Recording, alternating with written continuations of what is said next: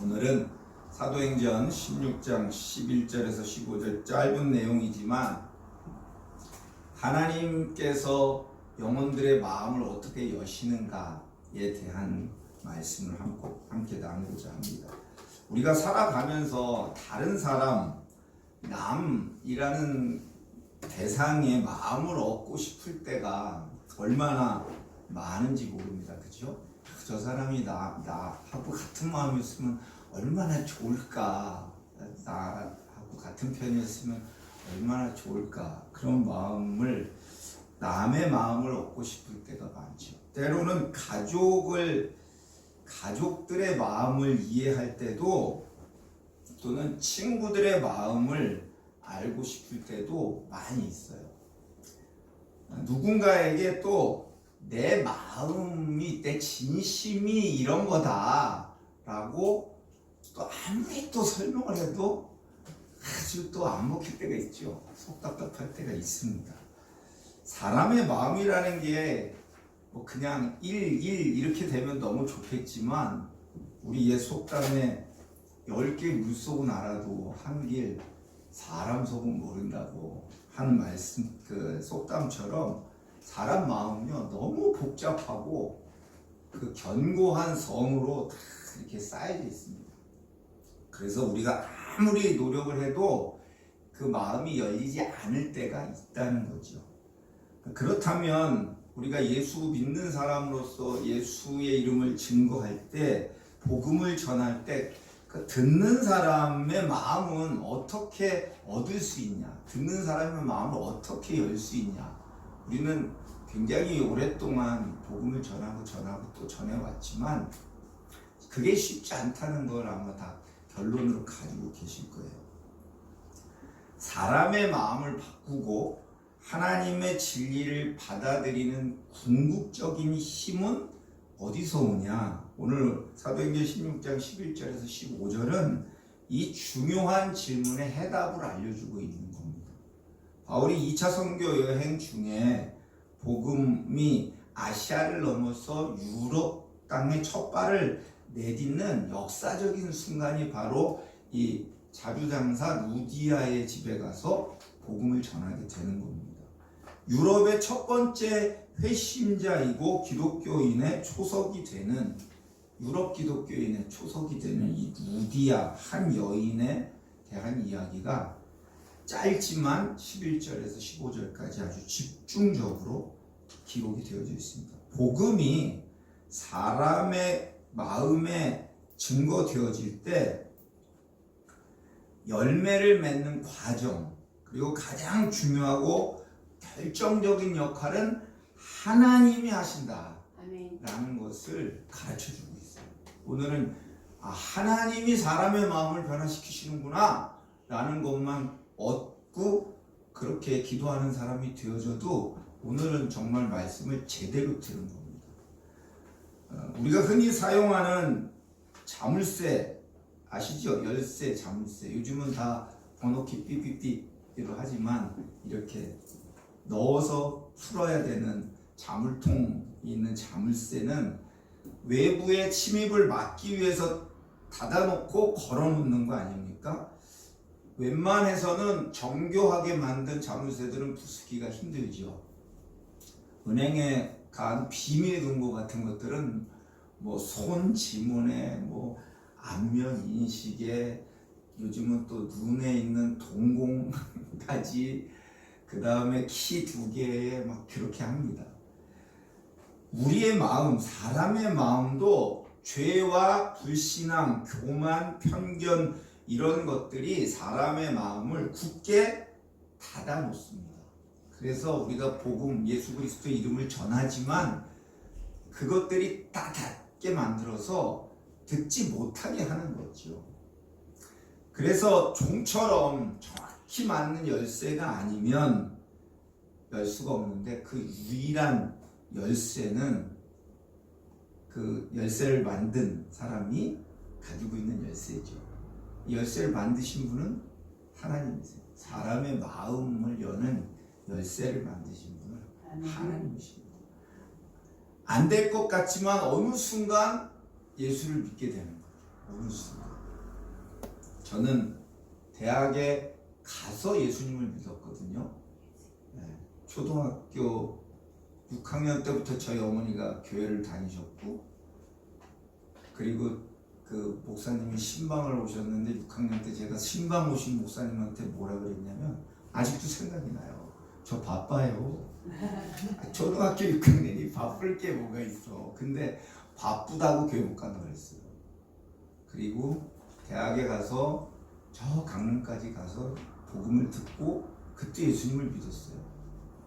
그리고 10년이 지나서 선교사로 중국에 갈 때 그 6학년 때 바빠서 교회 못 가겠다고 말씀드렸던 그 목사님한테 가가지고 기도 편지라고 드리면서 선교사로 간다니까 네가 전혀 뭐 매치가 안 된다 그러실 정도였어요. 하나님이 여시면 여는 거예요. 아무리 전해도 사람이 어떤 미사 여구를 갖다가 붙여도 소용이 없을 때가 있다는 거죠.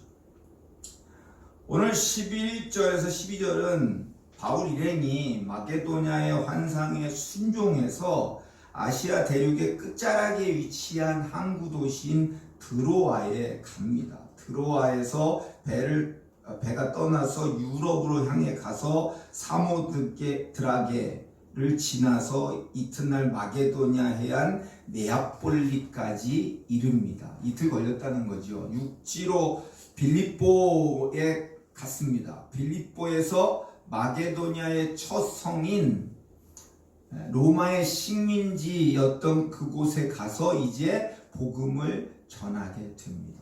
하나님의 부르심에 대한 분명한 확신을 가지고 가라고 한 방법, 할 수 있는 방법, 인간적인 노력과 지혜를 다해서 그 선교의 여정을 시작하고 그 복음을 전하는 곳까지 갔다는 거죠. 막힌 길에서도 좌절하지 않고 성령의 인도하심에 민감하게 반응하면서 가장 효과적으로 어떻게 하면 선교 거점지를 마련할까 하면서 수고를 아끼지 않고 그곳에 빌립보까지 간 겁니다. 인간의 노력이 필요해요. 그걸 보여주고 있는 거예요. 뭐라도 해야 돼요. 뭐라도 하면, 복음을 전하기 위해서 뭐라도 하면 하나님께서 결국은 그 하나님의 때에 정확하게 하나님이 그 영혼의 마음을 여셔서 듣게 하신다는 거죠. 아멘. 저희 어머니가 예수 믿고 제가 10년 만에 예수를 믿게 됐어요. 제가 예수 믿고 저희 아버지가 10년 만에 예수를 믿게 됐어요. 저희 어머니가 예수 믿고 아버지가 예수 믿는데 20년 걸린 거예요. 되게 오래 걸렸죠. 뭐 남편이 예수를 안 믿어요? 20년 기대, 20년 동안 복음을 전하세요. 제가 저희 아버지가 어디 가면 꼭 여의도 순복음교회 그 순복음 소식지를 매주 받아가지고 오셨어요. 그때마다 제가 이제 10년 동안 예수 얘기를 하는 거예요. 그리고 집에 IMF 때 정말 어려운 일이 생긴 다음에 그때서야 저희 아버지가 교회 가기로 결정을 하시고 하나님 말씀하시고 그래서 교회 가서 펑펑 우셨대요. 저희 어머니가 옆에 앉아가지고 저희 아버지 우는 걸 처음 봤대. 야, 너희 아버지 우는 걸 처음 봤다. 펑펑 우시더래. 예수는 믿게 됩니다. 어떻게 해서든지 믿게 됩니다. 바울 일행은 자기들이 할 수 있는 최선의 일들을 다 한 겁니다. 순종적으로 헌신적으로 노력을 했다는 거죠. 빌립보에서 여러 날을 유하다가 13절부터 기록합니다. 안식일이 됐습니다. 기도처를 찾는데 거기는 외국이에요. 외국 말 그대로. 그 당시에는 배 타고 이틀 3일 걸어서 또 며칠 이렇게 가는 곳은 동네가 아니에요. 그러니까 빌립보에 가도 유대인 회당이 없는 거죠. 유대인 회당이 있으려면 당시에 유대인 남자 10명 이상이 있어야 회당 하나를 만들 수 있었답니다. 그런데 회당이 없었던 거죠. 유대인 공동체가 큰 공동체가 아예 없었던 거예요. 그래서 어디 갑니까? 성문 밖 강가에 나가서 그 사람들이 여러분 아시죠? 인도에 가면 그 겐지스강? 있잖아요. 거기서 기도하잖아요. 사람들 막 불펴놓고. 그런 거예요.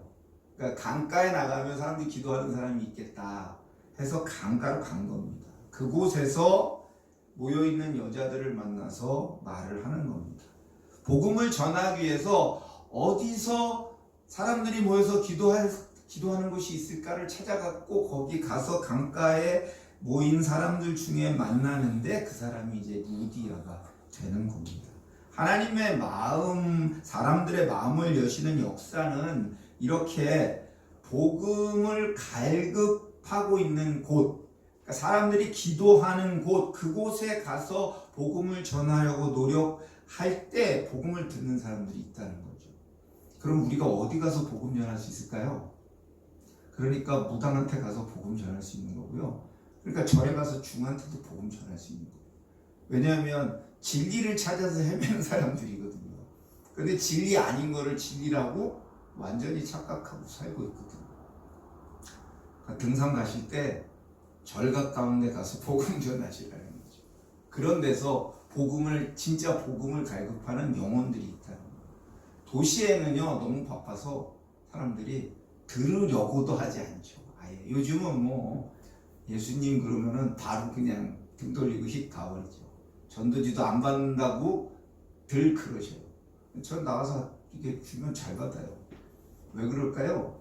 저는 주면 잘 받는데 왜 다른 사람들 가서 주면 받지도 않는다고 할까요? 하나님이 역사하신대요. 하나님이. 바울은 복음을 전하기 위해서 복음을 들을 준비가 된 사람들, 복음을 필요로 하는 사람들을 찾아 나셨습니다. 사람들에게 복음 한 사람에게도 더 전해야겠다라는 마음을 가지고 나가서 복음을 전할 때 하나님께서 예비해 놓은 영혼들이 복음을 듣게 하시는 겁니다. 그런데 복음을 전하러 나가서 한 사람이라도 더 전해야겠다가 아니라 빨리 끝났으면 좋겠다라는 마음으로 가서 하다 보면 그러면 이제 안 받는 거죠. 빨리 끝나 가야 되는데 지금. 그런데 그 시간이 길지 않아요.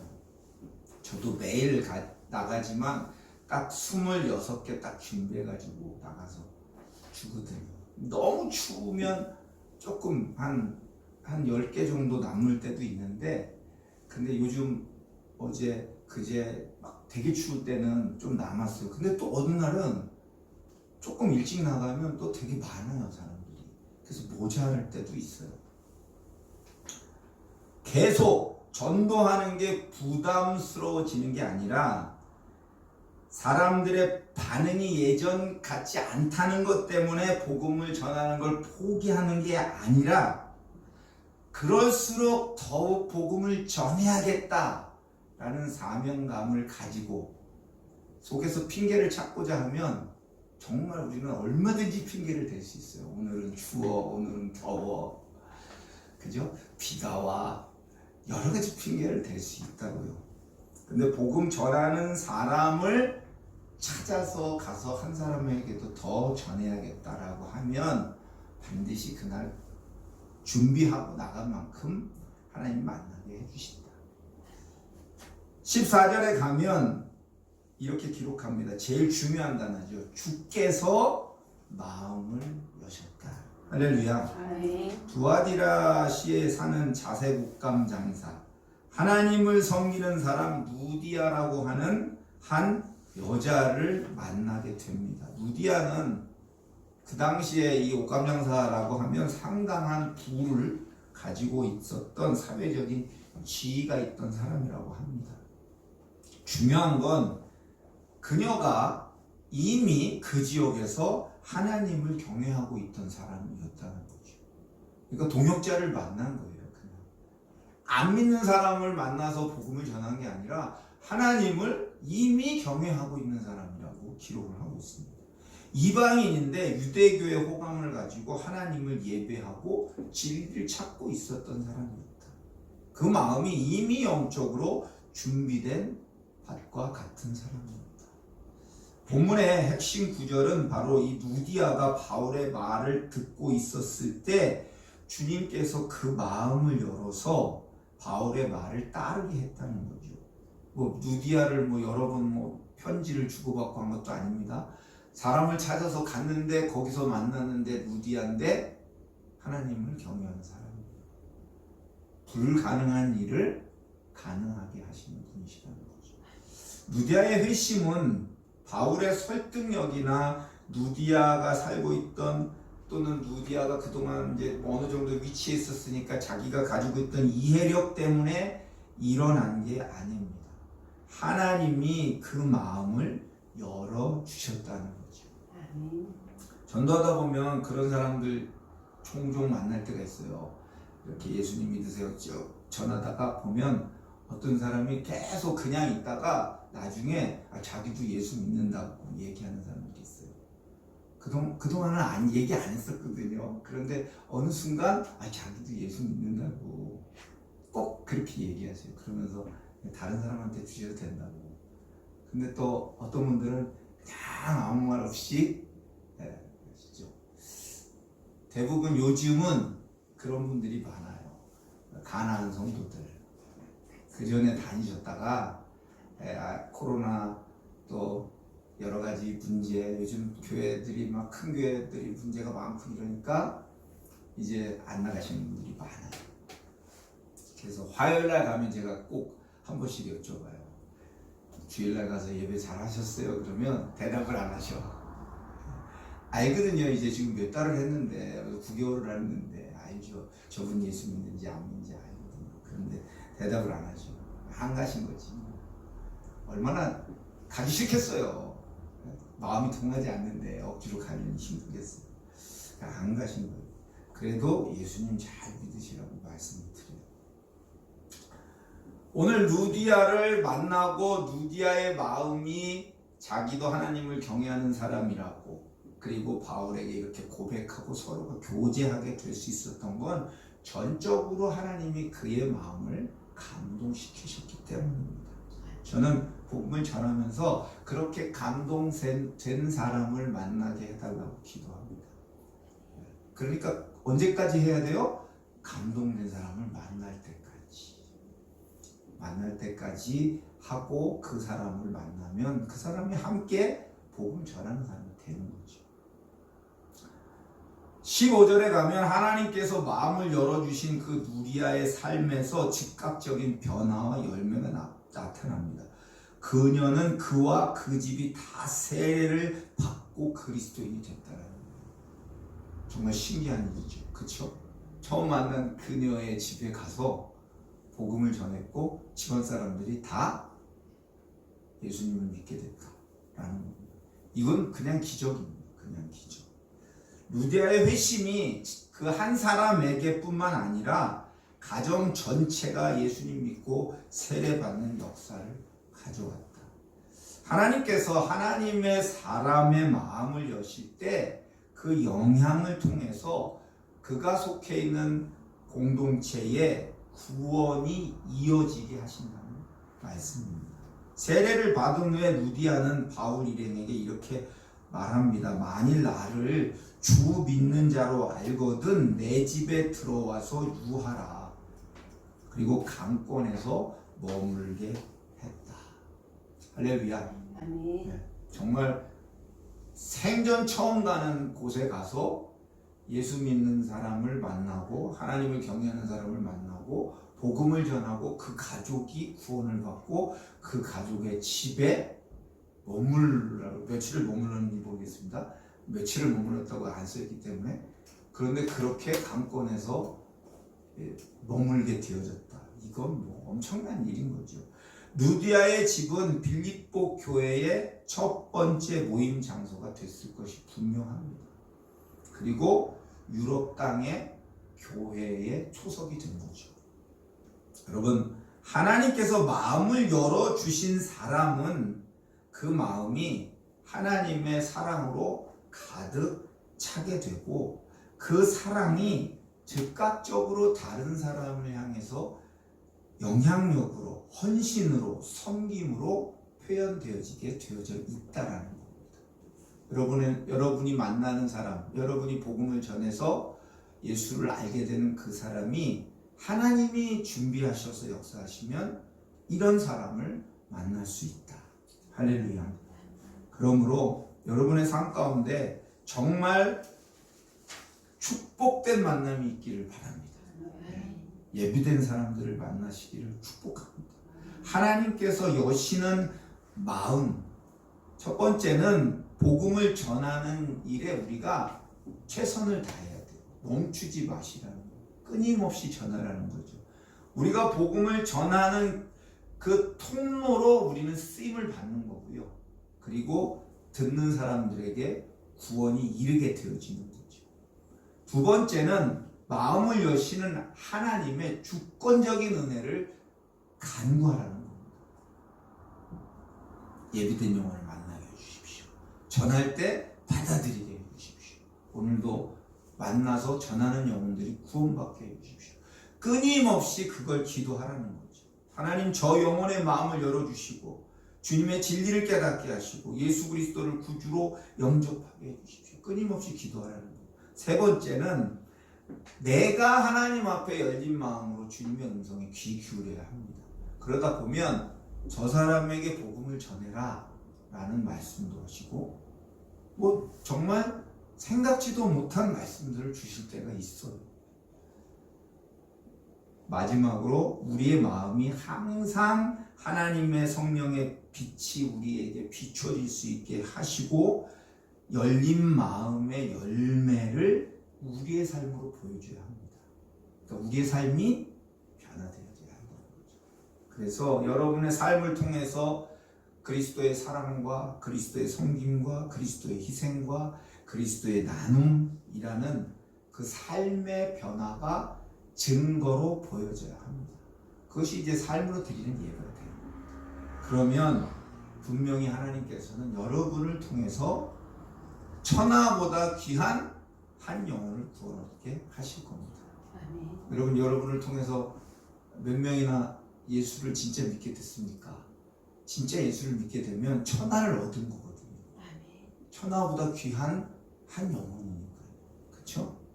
근데 한 명이라도 상관없어요. 주님, 제 평생에 딱 한 명만 저처럼 진짜 예수 믿는 사람이 되게 해주십시오라고 해서 그 한 명 구원받으면 천하를 얻은 거예요. 네. 제가 군대 갈 때 기도를 했어요. 하나님, 제가 군대 가가지고 고참이 됐든 밑에 애들이 됐든 어쨌든 간에 천하보다 한 귀한 한 영혼을 구원할 수 있게 한 사람만 저처럼 예수 믿는 사람이 될 수 있게 제가 복음을 전하게 해주세요. 성공했을까요? 실패했을까요? 실패했어요. 실패. 쉽지 않아요. 28개월 15일 30개월일 때 군대 가서 28개월 15일 복음 전했는데 쉽지 않아요. 진짜 쉽지 않아요. 핍박은 제대로 당했죠. 그 더블백이라고 군대 군인들 짐 제가 성경책 이렇게 두꺼운 거 맨 꼭대기에 올려놨더니 아마 그 옛날 그 코미디나 이런 데서 보셨을 거예요. 그 짐 딱 가져가면 고참 중에 한 사람이 확 침상에다가 엎어요. 확 엎으면은 제일 뭐가 먼저 떨어지겠어요? 성경책 제일 위에 있는 두꺼운 성경책 빵 떨어지고 야 환자 왔다 환자 받으라. 기독교 환자. 그날부터 저는 기독교 환자였어요. 거기까지 했는데도 불구하고 저 때문에 예수를 믿게 된 사람이 군생활하는 거 없었습니다. 참 쉽지 않았어요. 하나님께서 사람의 마음을 여셨기 때문에 가능했던 겁니다. 하나님께서 여시면 능히 열릴 수 있습니다. 우리는 복음의 씨앗을 뿌리고 물을 주는 일을 최선을 다해서 해야 합니다. 그리고 그 씨앗이 싹이 트고 열매를 맺게 하시는 분은 하나님이십니다. 자라게 하시는 분은 하나님이시라고 기록하죠. 사람의 마음을 여는 것에 하나님의 몫이 있다면 우리는 그 사람이 누군지 모르니까 끊임없이 예수를 전하는 일을 해주어야 합니다. 저는 저와 여러분이 그런 삶을 이번 주 한 주간 살기를 원합니다. 사람의 마음은 하나님의 은혜의 태양빛이 비치고 성령의 따뜻한 바람이 불어오면 그 굳게 닫혔던 마음이 녹아내리고 부드러워지는 겁니다. 그래서 하나님 복음을 전하는데 저렇게 굳어져 있는 딱딱한 마음을 부들부들하게 해주세요. 뭐 이렇게 기도하셔도 돼요. 복음을 끝까지 전하는 일, 생명을 얻어서 구원해내는 일 멈추지 마시기를 바랍니다. 루디아의 마음이 그랬고 오늘날 우리의 마음도 그렇고 우리를 찾아오셔서 우리의 마음을 여시고 우리의 삶을 변화시키시는 하나님께서 여러분이 만나는 이번 주에 만나는 누군가에게 동일하게 그렇게 역사해 주실 줄 믿습니다. 그런 마음으로 우리 함께 결단하고 찬양하고 기도하는 시간 갖도록 하겠습니다.